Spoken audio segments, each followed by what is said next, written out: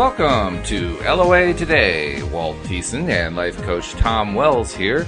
Today is Friday, June the 1st, 2018, 8 a.m. Eastern Time, your first daily dose of happy for the day. We made it to June already.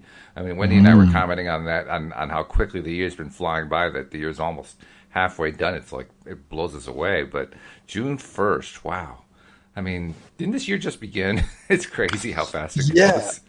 It feels like a good ride, though. It does, yes. I mean, it's like, yeah, okay, time goes by, but does it really? I don't know. But it feels like a good ride, because I keep coming into the moment a lot. Well, there it is. But I do feel that passing of time, I don't know what to do with it, because it just is what it is. There's nothing I can do to change that.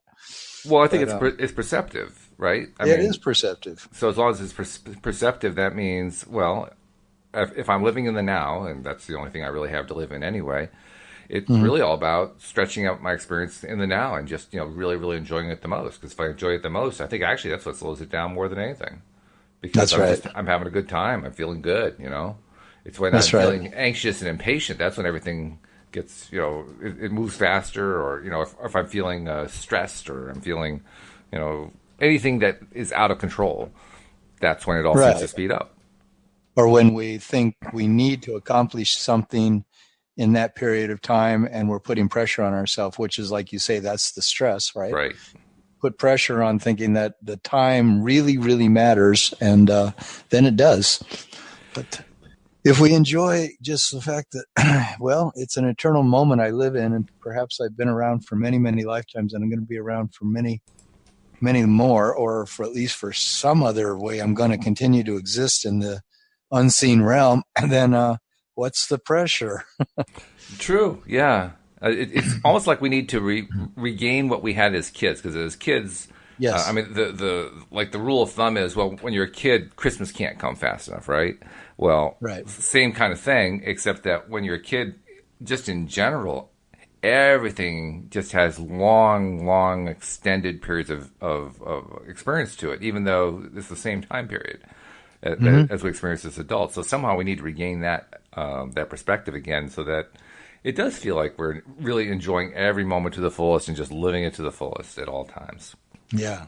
I remember being on a walk the other day and thinking, well, the summer is now beginning, and thinking of all the past summers, because I've had every summer off for pretty much my whole life. I've never worked during the summer, so summer's always been this freedom time for me.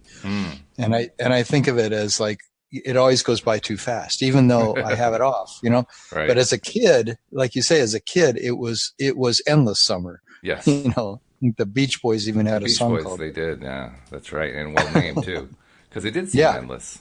Man, did it ever! And it was so much fun, and.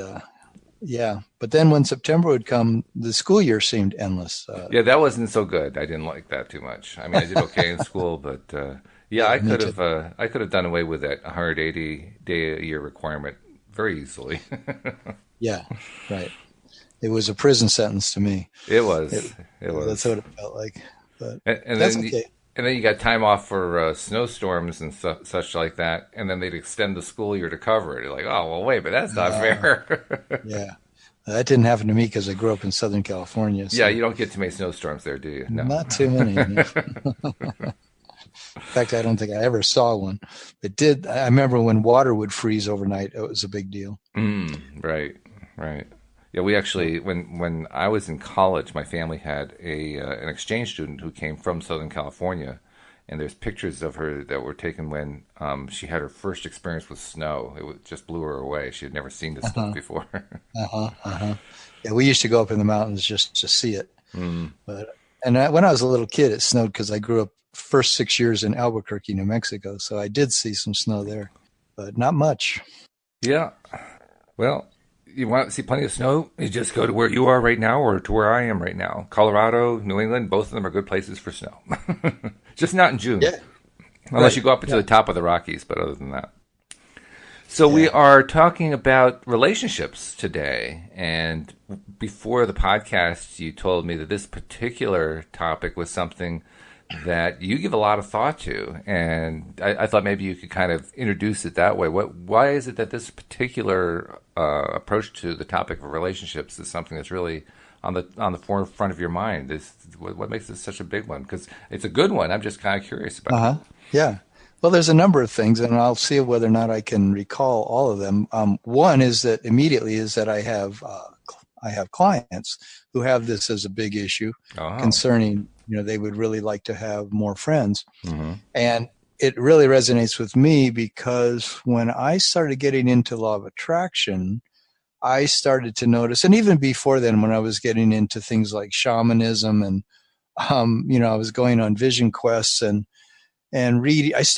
Starting to read a lot of quantum physics, and I was changing my head so much with these concepts and ideas that are presented by studying shamanism and quantum physics and things like that I was moving away from the average Joe mentality of, if there is such a thing, of my friends, Mm-hmm. which was, a lot of my friends were much more focused on maybe, football, golf and tennis and, just kind of like what you might say, the average American lifestyle, if there is such a thing. Mm-hmm. And I know there really isn't, but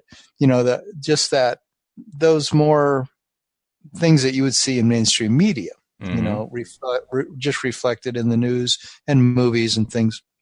And, so I had a lot of friends who seemed to be pretty content with that average American lifestyle. And I was never one of those people, but I was now moving even further into the realm of what really interests me. And as I did that, and also following the need to have my life feel more fulfilling. And as I did, I found that more and more of my friends were not on the same wavelength I was on, and I felt less satisfied when I'd be in their company if the conversations never went to the subjects that I was finding interesting. Yeah, And sure. I was finding hard for me to turn the subjects in those directions because they were too unusual for most people. Yeah. Mm-hmm. And so anyway, what happened was I began to see that, like, for example, I have 40 family members that live in Denver here, and I have at least 40 friends who I've known at least 40 years. So there's all these 40 things. I don't know what that's Yeah, I'd about. say there's a I'll bit have of a to look pattern up the going number. on. I have to look up the number 40, but um, I was finding that I was really moving away from almost all those people in my consciousness. And therefore, when I would go to a family event or a friend event, because I see these friends a lot too, that it would just be less fulfilling for me because I could talk to people throughout the evening or whatever kind of party or whatever was going on, but I would seldom find anybody that was even remotely on my wavelength. Mm. So anyway, then I started to realize that, well, I really want kindred spirit friends. I want friends that really get me and I get them. And when we're together, we really can talk about just about anything and get off on it because we're venturing into this new paradigm of discussion of how the world is transforming and we're transforming in these incredibly wonderful metaphysically cosmic ways that I want to talk about. Well, that wasn't happening. And so ever since then, I've been still sort of longing for more of those people in my life. I've also learned, though, that I can be with family and friends that I've known for many years, sometimes 40 years. And it'll be incredibly fulfilling depending on what I bring to the party. Like Mm-hmm. if I do segment intending on the way, I recently went to a party with a whole bunch of my friends. It was some kind of a birthday party for one of them that happens every year. And there was at least 30 people there that I knew all of them. I had known them for a really long time. And I had more fun, I think, at a gathering than I'd ever had in my life because I went there and set the intention on the way of all these great qualities I wanted to experience. Like I wanted to experience clarity and fun and playfulness and joy and laughter and deep conversations and frivolous, fun conversations. And Mm-hmm. I just wanted to experience it all. And I walked into the room feeling really aligned with that and really sure that I was going to enjoy the company of every person that I spoke to. And that's what happened. It was like I couldn't even get to enough people that evening because I was having so much fun with everybody that I would end up spending time with. and it would turn into exactly what I've wanted, lots of laughter and lots of ease, and sometimes a heavier conversation where the person wouldn't even want to stay in the conversation with me because I don't think they wanted to get that deep, Mm. But it was all okay. The whole evening was okay. Isn't that And interesting though? Because what you just described is you started with, I really want to find like-minded people, and then you transitioned to, I went to a gathering where I knew the people weren't like-minded to me, but I went with the intention of having a great time and feeling good, and I did, even though they weren't all like-minded to me. yeah. And the bottom line for this whole discussion in my mind is that it comes down to, are you aligned with you? Yeah. And if you're aligned with you as your own best friend, you might say, as your own most interesting companion, and then you set the intention to what's the word, explode that, or kind of like just let that proliferate throughout your environment, and no matter who comes into your contact, you're going to do your best to have a blast with it, then you can, and it won't always, go in that direction. You'll sometimes move away from somebody because the vibration just isn't clicking, but that doesn't have to be a big deal, because that's just the way it is. There's going to be some people that we're not going to vibrate with, but the ones that we do vibrate with are going to be a match to what we've achieved in our own soul, in our own heart. If I'm really feeling good and I'm aligned with my source self, then it's going to give these people permission, you might say, to bring their best alignment with their source self to the conversation or to the interaction, because everybody has this connection to source, that they're always, that source is always, the radar is always on to align them with who they really are. And if they're listening at all, then they're going to be feeling the vibration of aligning with their higher self. And I'm going to be feeling the vibration to align with my higher self.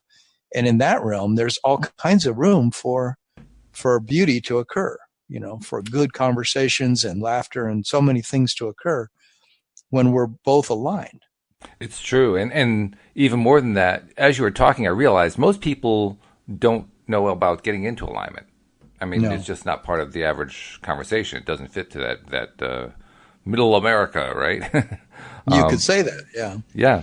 Well, there's that's in some ways it's a minus, but in other ways it's a plus, because it means that since they don't really understand fully the importance of being mindful of their own thoughts and their own feelings, and staying in that highly, what we call the high vibration place, the highly positive, highly good feeling place, where all the thoughts that are going through our mind are all thoughts that serve us and make us feel good and give us satisfaction and so forth.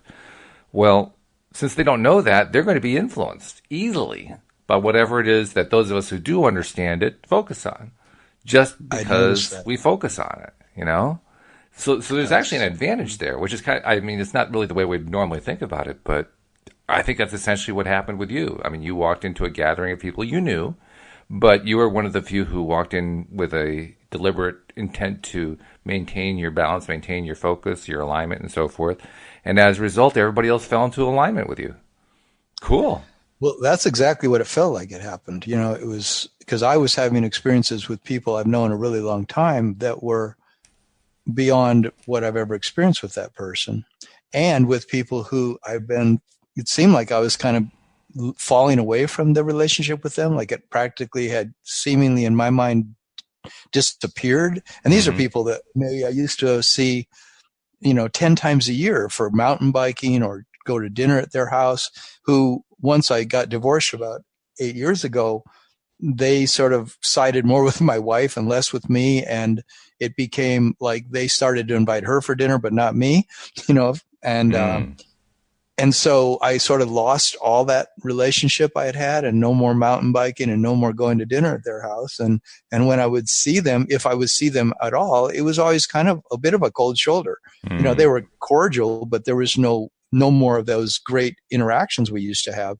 And at this party, I literally made contact with some of those different people as if nothing had ever changed. And in fact, it was even better than it used to be. And they were throwing me kisses when we left and stuff. And I'm thinking, it's just me. It's really just what I bring to the party. Literally. Yeah, I love really. that. I love that statement. And boy, And that's powerful too. I mean, people, yeah, you just described how people who you knew, you were close to, basically they moved away from you, and you went into this party with this one particular focus, and they came back. Like, and wow. I went away from them, And you moved away from them, yeah. I really thought I'll never be close to that person again, and I don't want to be because they're so different than me that forget it. I don't. Those people are. They don't get me. They don't get all this great realizations I'm having about law of attraction and quantum physics and metaphysics, and Right. they're just in this world. They're into tennis and they're into football, and that's fine, and they like to do this or do that, but that's not me anymore. And it's really an elitist kind of position that alienates me from my own self. It's like it's that making that choice. And I notice that now I'm in a primary relationship now, and with the woman I'm with, I see how I can do that to her so easily, is sort of just say, no, she just doesn't get me in this way, or she doesn't get me in that way, or she's not developed enough in this way or that way, like I am. And anytime I do that, I just create this rift, of course, between me and her. And then to do the opposite is so much nicer, so much more fun for me when I just, as Abraham said, look for the positive qualities, look for what you appreciate, and see if you can focus only on that, to the exclusion of the things that you think are causing a rift between the two of you. And it's amazing because they just come back again and again. Abraham comes back to saying, it's your relationship to you that's going on here. It's all it is. It's just your relationship to you, and then you're putting it on somebody else as if there's this separation. But It's interesting. There is such a thing as people growing away from us, right? Or we growing away. Well, sure, yeah. Yeah. It does exist, but how much does it happen because we focus it that way? I mean, I was just thinking, as you were talking there, I was thinking about a phrase that I used, I think it was with Wendy, and we kind of talked about it a little bit yesterday, that we are always right. And this is particularly poignant for those like me, although I've pretty much left this behind, but nevertheless, I still have a little piece of it, and I had a big, big chunk of it when I was younger, of wanting to be right. I always wanted to be right, and I was going to go out of my way to prove that I was right. Yeah, exactly. There are a lot of people do that, Yes. And it's really an interesting and a kind of an ironic thing, because when you're going out of your way to prove that you're right, it means deep down you don't think you are, which is a really, really strange thing, but it's true. And I find it now to be helpful to remind myself that we are always right. All of us are always right. We're always right because every single choice was the choice that we felt was right for us at that particular time. So therefore, we are always right. And so when we choose to say that the other person, really doesn't get me at all, we're right. And when we say that they're not, they're not the kind of person we want to hang around with, we're right. And when we say that we do want to hang around with them, we're right. And I mean, we're right all the time. Yes. Which is a little alarming when you begin to think about it, We're always right. In fact, Abraham has that very, very famous phrase within Abrahamic circles, within people, who are followers of Abraham, that says, let's see, how's it go? You'll never get it wrong, and because you'll never get it done. And you'll never get it done, right? And I said I like to reverse that. I actually turned it around. I said, I'm always right, and the road goes on forever. Yeah. And when I phrased it that way, I realized, oh my God, I really am. I'm always right. Tom's always right. Wendy's always right. People I don't like are always right. Everybody is always right. And that one just kind of caught my attention. It's been floating around in the back of my head since the conversation with Wendy yesterday on the afternoon podcast. My God, we are always right. And the consequences of that, boy, I mean, there are very definite things that follow from we are always right, among which are we are truly always responsible for everything that comes into our lives. That's right. It literally validates how the law of attraction is, not just how it works, how it is, what it really is. Everything that comes into our lives, we did it. We brought it because we're always right. Wow. And, and your vibration obviously is what you're saying. Also, it's because what you're vibrating with is what you get. What you That's right. focus on is what you get. Another reason this is such a relevant thing to me right now is that I've had this person in my life who's been my closest male friend for about last 9 years or so.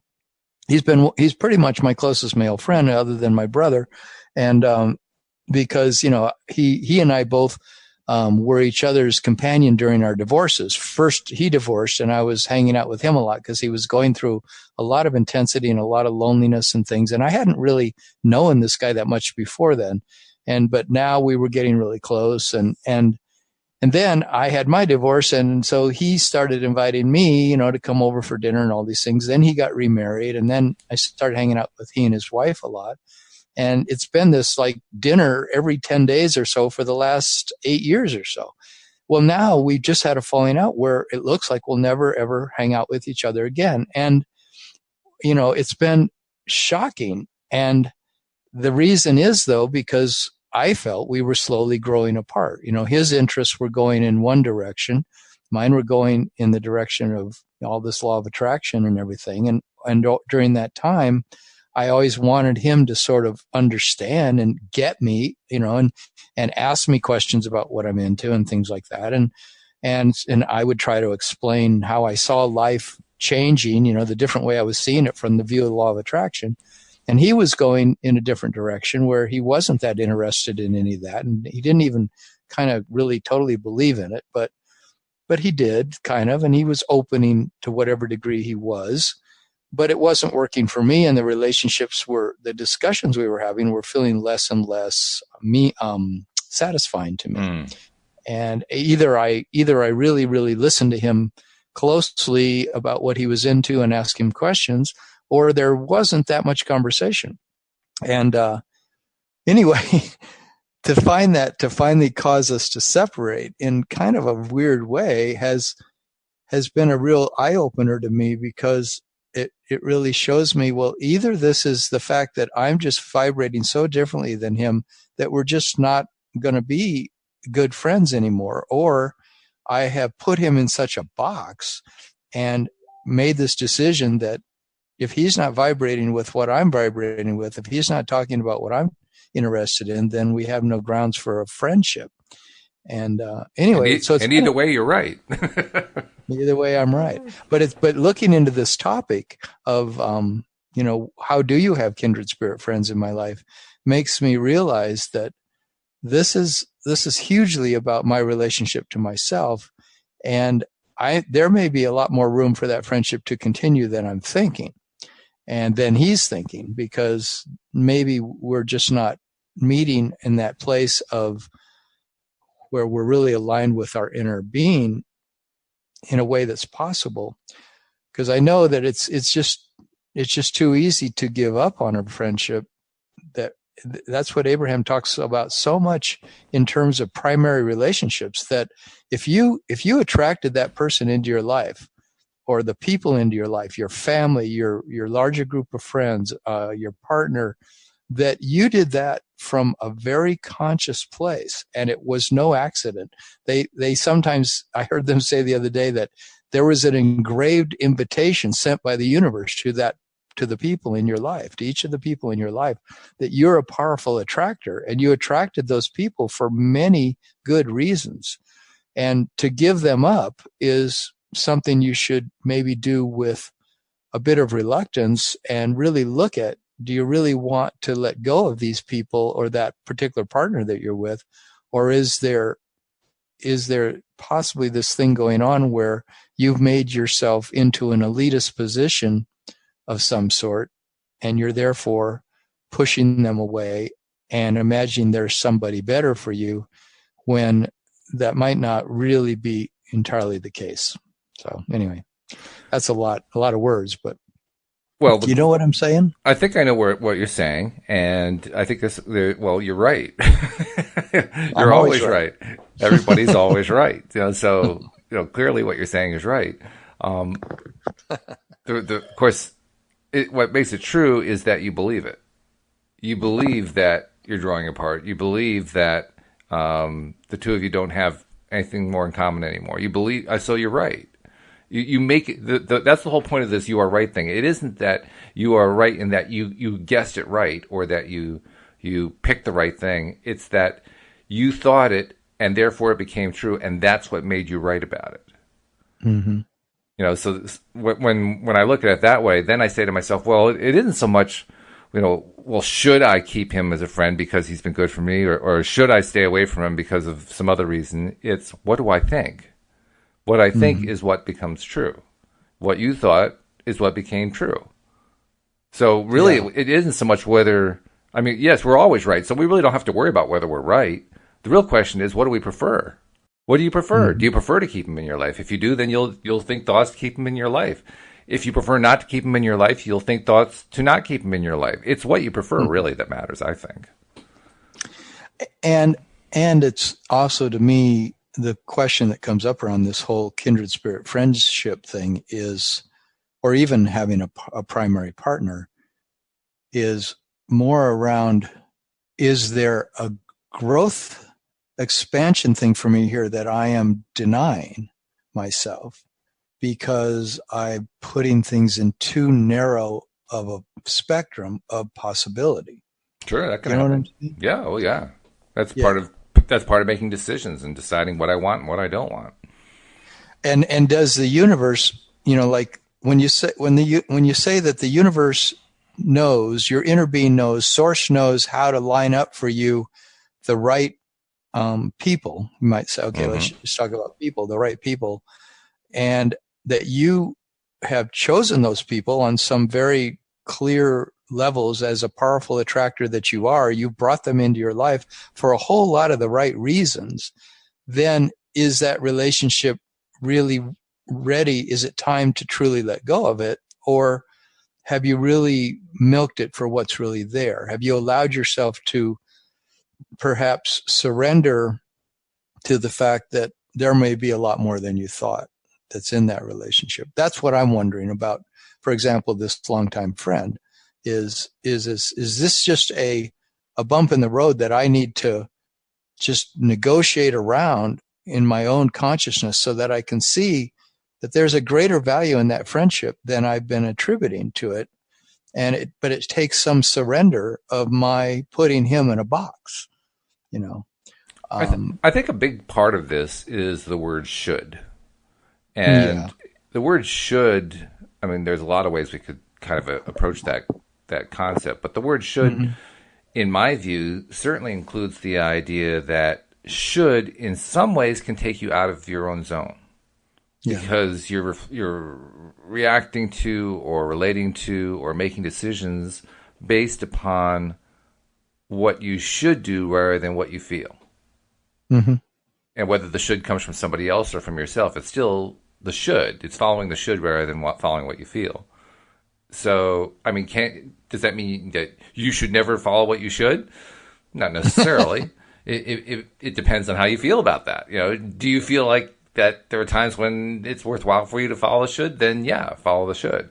But don't follow the should because it's the should. Follow it because of how you feel about it would be my answer to Yeah. that. I agree.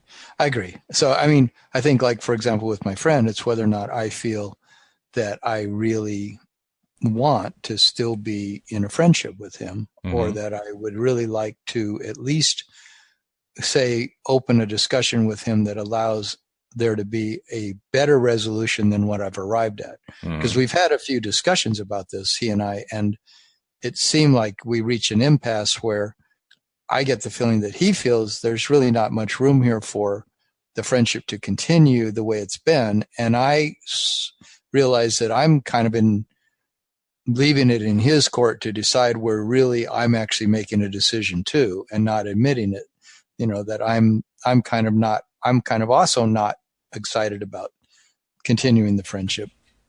Um, So it sounds so like then the feeling is pretty straightforward. The feeling is no, thank you.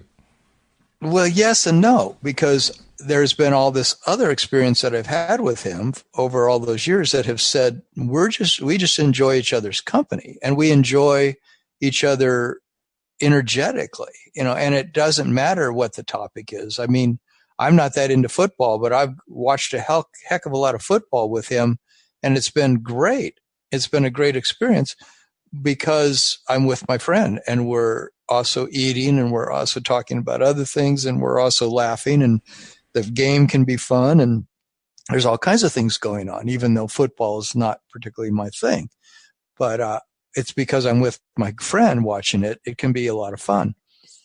And so which way is it? I mean, because I'm hearing, this is why I brought up the should thing. I'm hearing two different takes on it from you. One take is kind of the should thing because you have this positive past background with him, and the other one is the feeling take on it.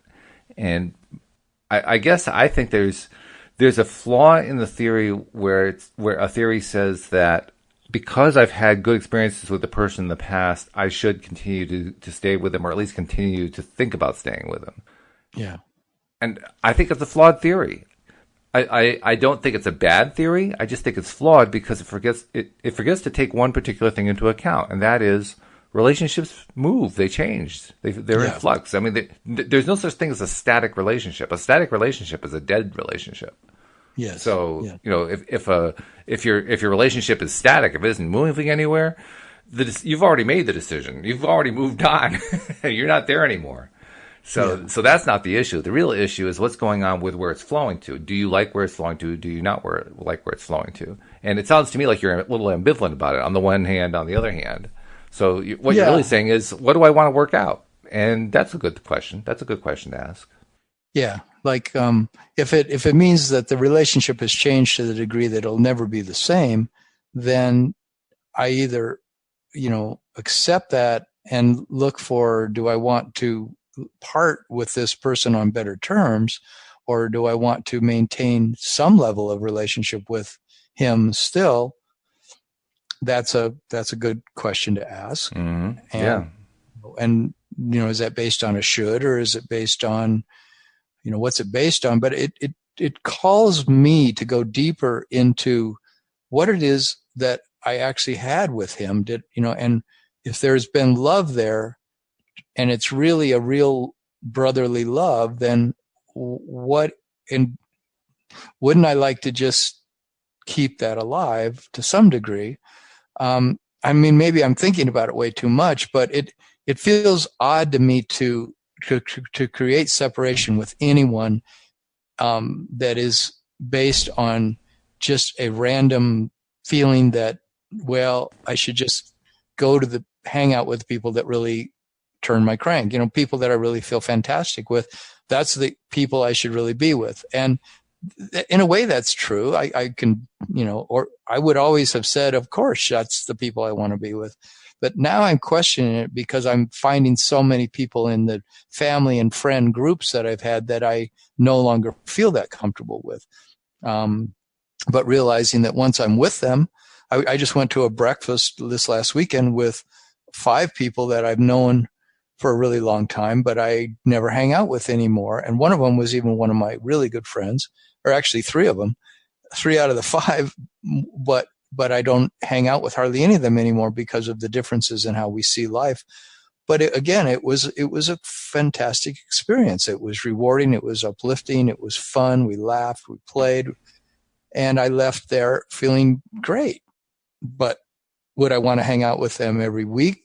Probably not, So there's that. I mean, you're presenting it like there's a conflict, and I don't really see what the conflict is, to be perfectly honest. Oh yeah, well, it doesn't have to be, I guess. Yeah, because what you're describing is, I think, an experience that a lot of people have. I mean, there are a number of people in my life who I've had, good times with. Does that mean I want to hang out with them all the time? No. Mm-hmm. Does it mean that there are none of them I want to hang out with? No. I mean, they're just going to be a lot of people in the life, and when there are a lot of people in your life, when there are a lot of people in my life, when those people are there, sometimes I hang out with them and have a good time, and a lot of the time I don't, and there's not a problem there. The only time there's a problem is if I decide there is one. Right. I think the thing is that, it probably is something that maybe has been an issue to me because of some level of insecurity in me around friendship, around being loved, loving myself and whether or not people really, really do love me. I know that I had that as a kid, I know that I felt that a lot. And So it's probably still that thing, being active here. And there was something I learned as a kid, and maybe you remember hearing this, which is, there was a song actually about make new friends, but keep the old. Some are silver and some are gold. Ah, I And don't recognize that one, but that's interesting. yeah, and the thing that I always have heard, and many of my friends have say this to me, even that, you'll never have what you have with the long-term friends, because there's not going to be any more long-term development, in the sense of, like, if you've known somebody for 40 years, or say my family members, I'll never really have quite that level of experience, in terms of history, but also an energetic experience that comes from just having known that person so long, like my brother or my sister. Um, and it's true of some of the friends I've known for 30 or 40 years, that, we've been through a lot together, and we've really seen a lot. And during that time, we've had so many interactions that there's been a lot of magic, there's been a lot of beauty there. Mm. And so when I see those people again, it's a big part of why, like when I went to that party with a whole bunch of those people that I'd known 30 and 40 years, why it had a lot of value to me, because in a certain way, it was easy to continue those relationships on a high note, as long as I was vibrating on a high note. Yeah. And so there's the beauty of those long-term relationships that I guess I was sort of, in certain ways, giving them up. And I've been considering moving overseas. And if I move overseas, I know that I won't see those people very much at all anymore for the rest of my life, because I'm Right. turning 70. I'm Mm. turning 70 this year. And there'll just be, so anyway, it's an issue for me, I guess, just of wanting to understand friendships, and also reaching out to new friendships and cultivating them is a funny thing to be doing late in life, because you won't be with those people that much of your life. But it always comes down to one thing, which is, what's the quality of each interaction, right? And that all that really ultimately matters is, the quality of each interaction really wonderful? Is it Hmm. fun? Is it interesting? Is it beautiful? Is it magical? You know, and I guess that's really what matters the most. I think you're right. And you talked about how that we have a tendency sometimes to trip over ourselves a little bit. I think you described it like, maybe it's just me, maybe I don't remember exactly what you said, but the gist of it was, you kind of got in your own way, and we all do that. I think that's one of the really great things about appreciation. I mean, there are a lot of different ways to love yourself, right? I do mirror exercises every day, so that's one of my ways to do it. So lots and lots of ways to do it, but appreciation is a really good one, because, and some people say gratitude. I prefer appreciation, but gratitude works fine if that works for you. But appreciating other people, that's one really good way to appreciate. When I spend a lot of time appreciating the people in my life, I find that I don't end up having those kinds of conflicts anymore. I don't end up having those kinds of decisions like, oh, geez, do I continue this one? Do I not continue that one? Because when I stay in that appreciative mode, it just kind of sorts itself out. I don't really have to do anything. Yes, right on. Right on. It's like the ultimate ease, right? We talk about the ease way, the easy way, the way that feels ease. Well, the ultimate ease is when you're in constant appreciation mode, or as constant as you can make it. Everything just sorts itself out. You don't That's do right, anything. true. You don't even have to wave a magic wand. It's just like, oh, yep, there it is. It sorted itself. Yes, yes.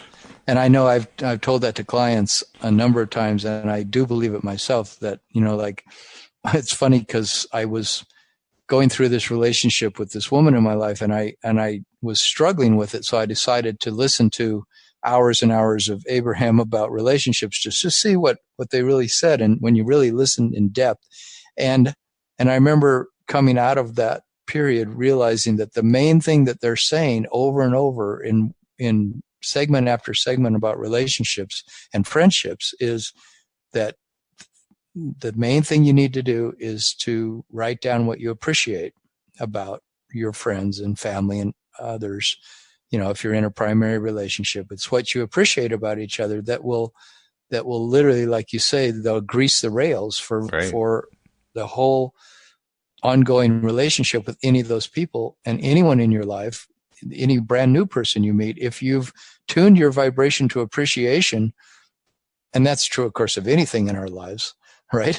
But Mm-hmm. especially with relationships if we actually up our vibration into appreciation by writing down in your appreciation journal, your book of positive aspects, continually write down things you appreciate about yourself and about others, that's literally the main thing to do to allow yourself to have the friendships and relationships that you want to have. Mm-hmm. So you just verified it by what you were saying. Oh, good. Well, I'm glad I could help.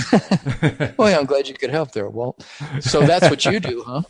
That's what you do in all your relationships, is you just focus on what you appreciate a whole lot, right? I'm focusing on more and more. I can't say I'm 100% yet, but certainly one of my goals is to do that regularly. In fact, I've been talking the last few days on the podcast about how I wanted to really, really apply myself for like a 30-day period to avoiding negative talk and negative stuff coming out of my mouth, even just focusing on anything that was negative, and really very deliberately keep myself aware of whenever I'm starting to feel something negative, because the feeling is the indicator, right? That's my first clue. I actually don't notice that I'm saying something negative until after it comes out of my mouth. But if I feel it first, then I can actually catch it. I catch it before it comes out by feeling it. So focus on the feelings, and anytime that I'm onto something that doesn't feel so good, instantly notice it and turn it around and, okay, well, what does feel good? Not necessarily say the opposite and not believe it. That doesn't work. But focus on what is it that I would like to feel instead. In fact, I've even, I have started the 30-day. Today, by the way, is my first official day of my 30-day process. So for the next 30 days throughout the month of June, my intention is anytime that any not so good feeling thing comes to me, stop, notice it, and ask myself often out loud, and this is the technique I was about to talk about. I'm going to say out loud, I don't like that thought. I want a better thought. What's my better thought? Yeah. Basically just derail whatever that process was that I didn't like, and immediately demand to myself, what's my better feeling place?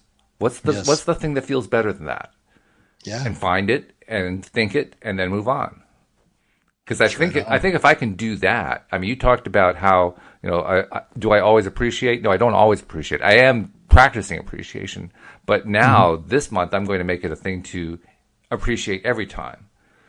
If I can, to the best degree I can, I'm going to see if I can get through the entire month without slipping into about any person, anything, any experience.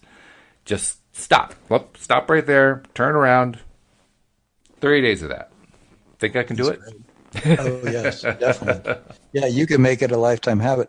I mean, that's one of the main things when I'm working with clients. That's one of the main long-term things that we're working on constantly, and that I'm always working on with myself, is to develop that skill. Because once I discovered it, once I found myself, I'd be like, maybe I walked in the bathroom and I'm, spending 5 minutes in there, and some thought just comes into my head about something I'm worried about. And I remember I guess I first started to notice this in the bathroom. And so I always think of that place now, but I remembered thinking, wait a minute, I don't like that thought. What's a better feeling thought? And so I literally, I think I might have even done it out loud. Like you say, I started saying, well, what I want to be feeling, what I want to experience is this, and, so that's where I'm going to head. And so it made me realize that I can do this all the time. And I do it now a whole lot. I don't know how constantly I do it, but I would say maybe it's like 80% of the time when a thought comes of something that feels bad, I turn it into what would I rather feel instead of this. And I love that. Yeah. I think it's a fantastic thing to cultivate. And I've noticed so many times when clients finally get to the point in our work together where they start doing that, man, their lives, they start to take off. They start realizing that they have so much more control over their happiness than they ever thought. And over the way things work out, because they can tell themselves any story they want to tell themselves. And it's got to become a new habit. And the only way to get that new habit, in fact, the only way to get the belief of it going, is to repeat it. A belief is a thought we think over and over again. So that's actually a very useful principle, because that's a principle we can turn into a rule whenever we want to change our own thought process. All we have to do is just keep focusing on the new belief. And it Yes. isn't a belief yet, perhaps. It's still just a thought that we thought of, and maybe it's something we feel a lot of doubt about. But the more we continue to focus on it, the more it becomes a belief. And for anyone who's doubtful of that, there are a lot of examples in the, quote, real world, unquote, to reinforce it. One of the ones that I've noticed a lot lately is propaganda. Propaganda is usually in the political realm, although it doesn't have to be. It can also be in the business realm or even in personal relationship realm. But it's most commonly associated with the political realm. And propaganda in the political realm is where those in authority keep putting out a lie or even a series of lies. And they just keep putting it out over and over and over and over and over again. They say it with conviction. They say it with strength and fervor and so forth. And over time, the population comes to believe it. Why? Right. Because they kept thinking it over and over again. Yeah. And this is a well-documented phenomenon. You don't have to believe in the law of attraction. I mean, there are books written about this stuff. Oh, yeah. Yeah. So we know it happens. And we know that the more we focus on a thought, the more it becomes a belief. So why not use it intentionally? I mean, we don't have to use it for evil like a politician might, trying to manipulate people into being, fearful followers or whatever. We can also use it for ourselves. Like, I want to believe that I am a successful person. Well, Yeah. I can believe that. The way to believe it is to keep telling myself I am a successful person and to keep telling other people, you know what? I'm a successful person. And just keep saying it and saying it until we really do believe it. Because we will eventually. It's just a question of how often we're willing to say it. Yes, right on. And the same is true with friendships. Like I was telling this client the other day, that even when you walk in a grocery store and, like look for something about every person, if you can, that your eyes fall on that you can appreciate.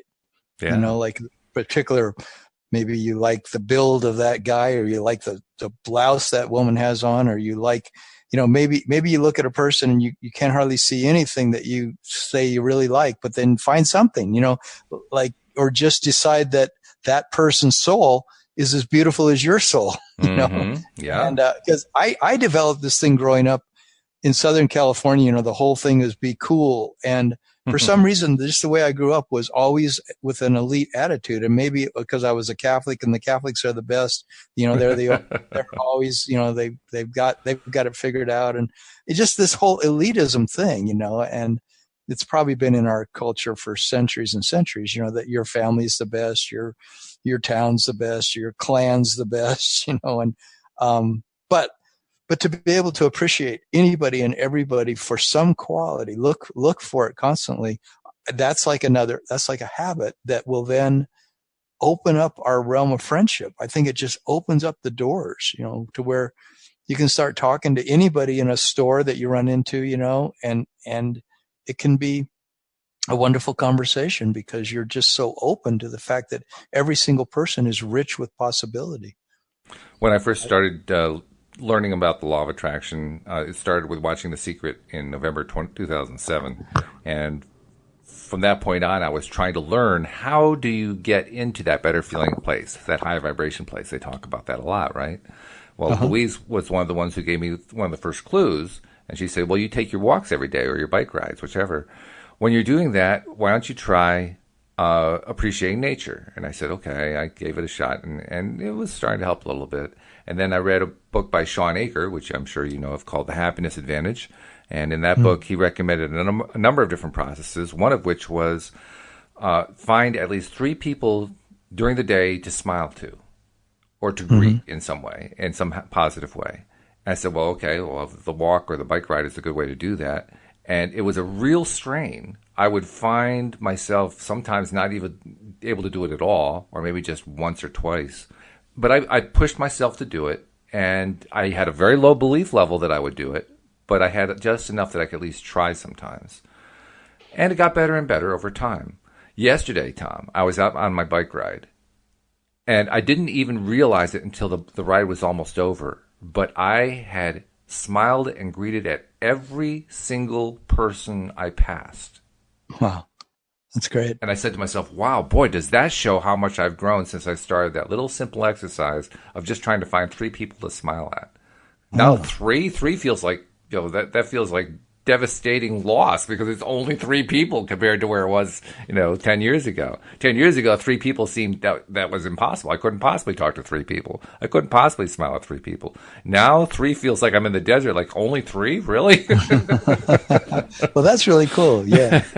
Yeah. I'm still developing that ability a lot. And I'm really proud of myself that I've come so far, because I could walk into a store, 7-Eleven or a gas station or anything, and just sort of not really interact with anybody, and that was okay with me. I was sort of just in my world, I suppose I smile at people, but sometimes I would interact and it would be fantastic. I really liked it, but it seemed kind of random. And now I'm really looking at the same thing you're looking at, is how much do I really want to just develop that ability to be truly one of those outreach kind of people, those kind of people that, I guess it's what kind of guy you are now, but, who just everywhere they go, they interact with everybody and they bring joy.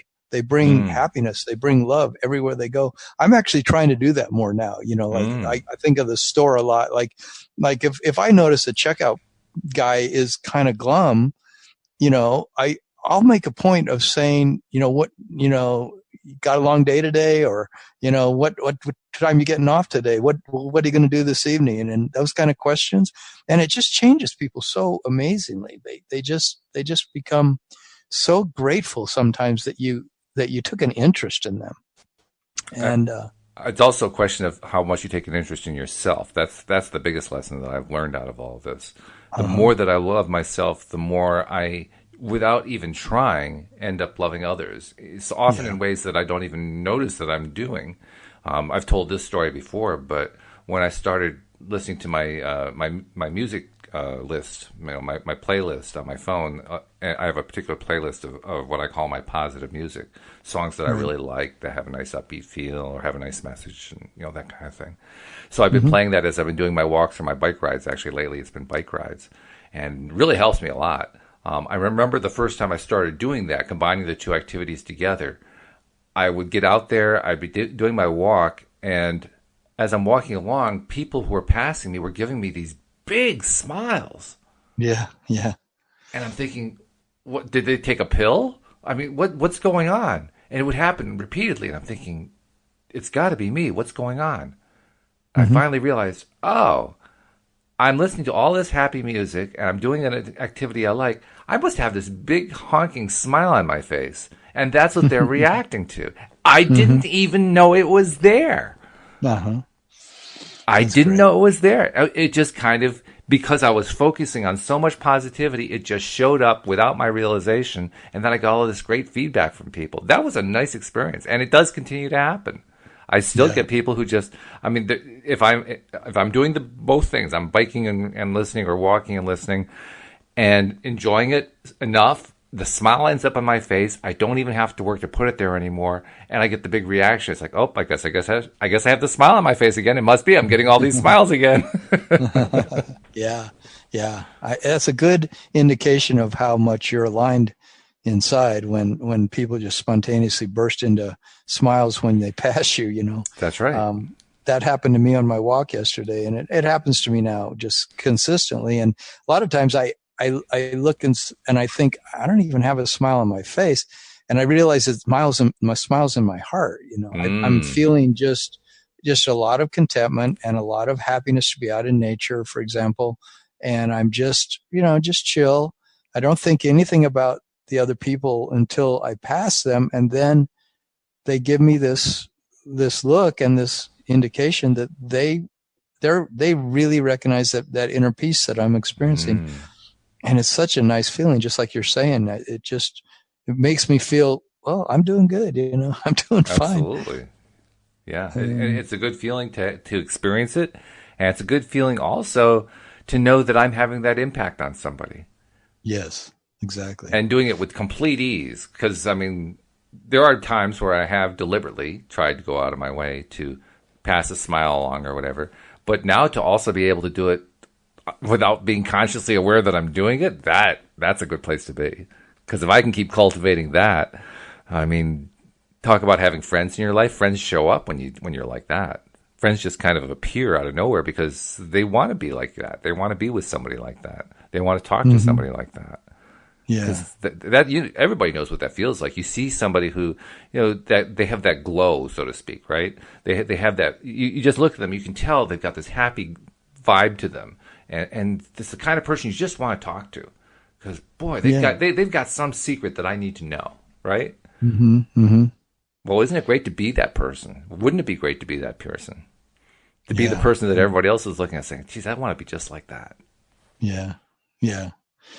And I think it can really grow to the extent that we want it to be more and more gregarious, you might say, or more and more extroverted. It's up to us, how much we really want to share with others and be out there. I have friends who everywhere they go, they just blow my mind because they're so into everybody. They just take an interest in everybody's dog and everybody's kid and everybody's clothes, and it's just out of pure sheer love. They just love people so much. I have a couple friends like that. And my mom was kind of like that. She would always, no matter where we were, she would talk to the waitress at the restaurant or whatever. And they used to be called waitresses and now they're called servers. Right. Right. But I always was, we were embarrassed by her. The kids were always embarrassed because we somehow grew up thinking for some reason that, you have to always be cool or you always have to somehow not make a fool of yourself. And she didn't mind making a fool of herself because she didn't see it that way, but we did often. And because she would be kind of, just like goofy sometimes in her love and her laughter and her stuff. But really, in the long run, it was a very good thing to emulate. And I'm glad that I learned a lot from her about being extroverted and being able to just open your mouth and talk to just anybody. And it's a great thing. Yeah, one of my favorite people to have as a role model for that kind of thing is my wife, Louise. Mm-hmm. She's really good at it with little kids. Oh, and again, another story I've told before, but we can be in a grocery store or out in a public place and there's a little kid nearby, like in the checkout line or something, who's crying or having a hard time. And she will just focus on that kid. And within seconds, the kid doesn't have to be even looking in her direction generally. Within seconds, the kid will snap his or her head around and look at this woman who's looking at them. And Louise is smiling at them and maybe muttering something to them in a very kind way to a child and so forth. And just watching the kids light up. I mean, this is a kid who was bawling 3 minutes ago. And all of a sudden, boom, he's in a big smile. He's just laughing and so forth. His mother's looking at him like, what, did you change children on me or something? All because Louise has this amazing ability to get kids to focus on her in a really positive way, no matter how many other people are around. It's a wonderful quality to have. Wow. That's really cool. And of course, the way she explains it is, I just look at them as human beings. I don't look at them as little kids. I look at them as a human being who's maybe going through a tough patch for a few moments, and I want to help lighten their tough patch. And when she looks at them that way, they totally resonate with it. Wow. Yeah. I'm trying to do that in the relationship I'm in now. Of just always looking at my partner as, like, what's the positive way of looking at what they just said or what they just did, or what they, in whatever it is I'm trying to say, do I need to be at all judgmental about this? Can I just be looking for what's the positive thread that is here, or how could I turn this into something that feels good to me? Even if the immediate situation seems like not so good feeling, where's the thread of good feeling that I would really prefer to follow rather than making her wrong about something or making me right about something. Yeah, that's a good thing. One other good feeling thing that I want to say before we go, if you're somebody who's listening for the first time, go to the homepage at loatoday.net. You're probably already there. And follow the instructions for subscribing and sharing, because we want you to be a permanent subscriber. People who do subscribe, they listen to 30 to 45 episodes a month. They're loyal listeners, and they are because they're enjoying the show so much. And so we invite you to do the same. Tom, it's been great. I look forward to talking to you on Monday, and have a great weekend. Yeah, you too, Walt. Thanks a lot. Yeah, we'll see you next time here on LOA Today. Goodbye, everybody.